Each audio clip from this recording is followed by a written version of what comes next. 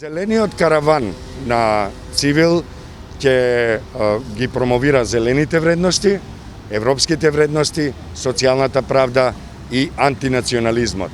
Бидејќи наш став е дека за да се заложите за зелените вредности во кои спаѓа секако и заштитата на животната средина, не е доволно само да бидете поддржувач на чистите улици и слично. Тоа е комунална хигиена. Зелените вредности може да се практикуваат само во единство со почитувањето на човековите права и достоинството, во единство со почитувањето на сите аспекти на социјалната правда и секако почитување на и активност во доменот на интегрирање на општеството. Sve što može da bude zdravo i zeleno, to se ruši. Treba svesta na građanite, na postarite, na pomladite, da im se kaže da pazat na tije, kako rekovte, ekološki vrednosti. Екологијата би требало да биде се на поголемо и поголемо ниво. Не сметам дека се негуваат. Видливо е, тргнувајќи од животната средина, од секојдневието, од просторот што не окружува, дека не го негуваме зелените вредности. Гледате позади нас се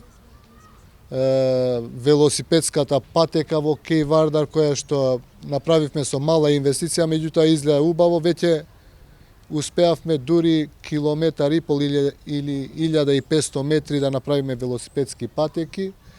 Како општина може да се пофалиме дека сме меѓу ретките општини кои што има огромна количина на зелени површини. Посебно овие 3 години сме инвестирали во такви мали паркови, скоро да нема населба или село во општина Гостивар, кои што се во територијата на општина Гостивар, во кои што немаме зелени површини, и така ќе продолжиме и во иднина. Утре повторно не чекаат одредени активности, ќе биде ден кога нема да користиме автомобили воопшто, туку ќе биде ден на велосипеди во нашиот град. Ова е веќе втора година што организираме ваква активност. Уште еднаш да се надеваме дека сите ние и локалната власт и централната власт што повеќе внимание ќе и дадеме на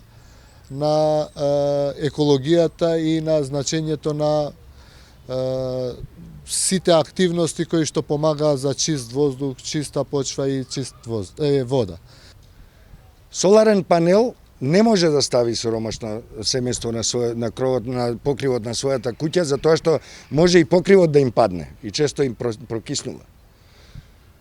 Соларен панел чини некои пари, кои после некое време се отплаќаат. Меѓутоа, сиромашно семејство не може да го направи тоа затоа што е сиромашно, затоа што тоа е голема инвестиција за просекот од семејствата во нашата земја. Our institution already made a statement on this.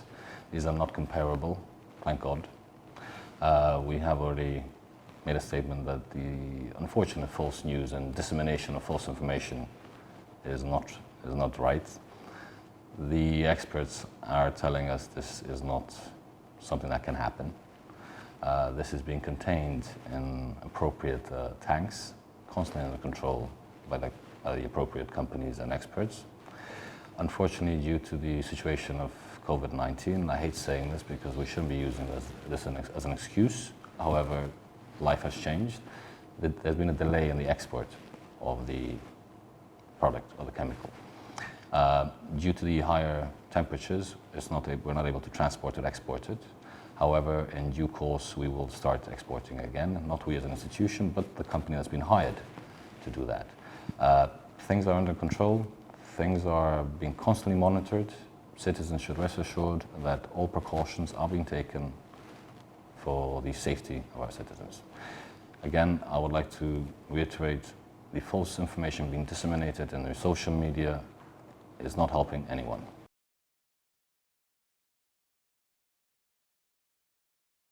Мислам дека еве едно како мото на секој што користи, значи секој човек, секоја индивидуа, дека може да биде она дека се што можеме да јадеме, тоа можеме да го ставиме и на телото и на лицето. Значи кога излегуваме од дома треба да се изгасат светилките, да се штеди енергија. Значи тоа понатака делува врз нели можеби не како поединец, но многу луѓе сме на планетава, делува врз емисијата на штетни гасови кои што треба за да се произведе електричната енергија. Значи мислам дека еве да речеме и друга некоја иницијатива која би произлегла пиењето со пластични цевки. Дали мора да пиеме со цевки? Значи има алтернатива. Значи луѓето да се потикнат да користат свежа храна, да користат алтернативни начини на превоз, електрични превозни средства, исврлање на пластиката. Значи мислам дека во овој дел институциите треба да настапат со некои програми, планови каде што ќе можат и да ги субвенционираат сите овие предности кои што на вистина би резултирале со многу ефикасен пристап. Затоа моето мислење и иницијатива до новата влада, значи би била некако институционално да се заложат сите засегнати страни, министерот за образование и директорот на дирекцијата за заштита и спасување го донесуваат правилникот за обука и едукација за самозаштита.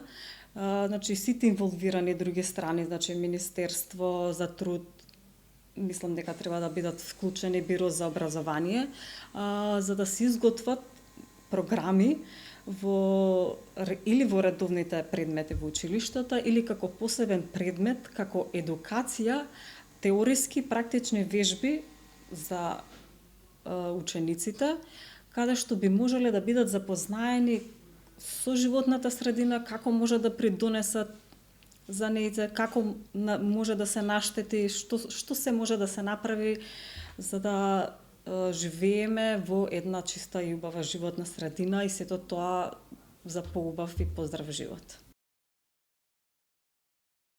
Мислам дека секоја влада пред да влезе во, да кажем, на власта, односно всушност да ја превземе власта и да почне со работа, ветуваат многу работи. Мислам дека нашите партии не се на ниво на свесноста што значи зелена вредност, односно зелени вредности. Тоа пред се подразбира и добро владење. Значи, со самата корупција вие имате другиот ефект, а тоа е лошо, да кажем, менаџирање со ресурсите. Имате ситуации во кои ние сме сведоци, значи на аерозагадувањето, на уништување на биодиверзитетот, многу работи кои се прават, не се прават од биосферичен аспект, односно да се има свесност кон природата.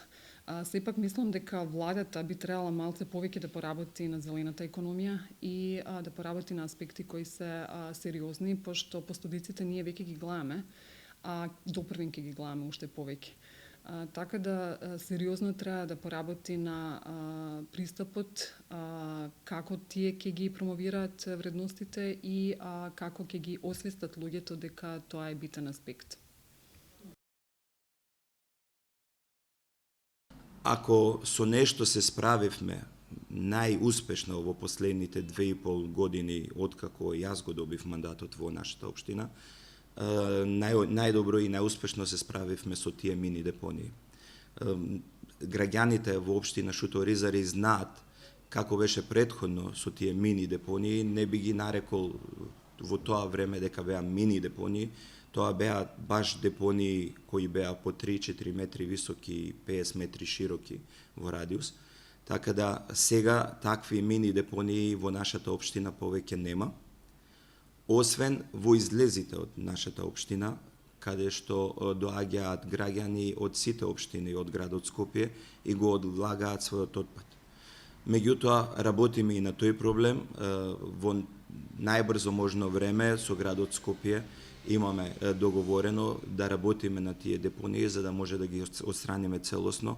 Меѓутоа, како што знаете, имаме несовесни граѓани кои диво во приквечерните часови, во вечерните часови одлагаат голема количина на отпад со која ние како општина сами тешко може да се справиме.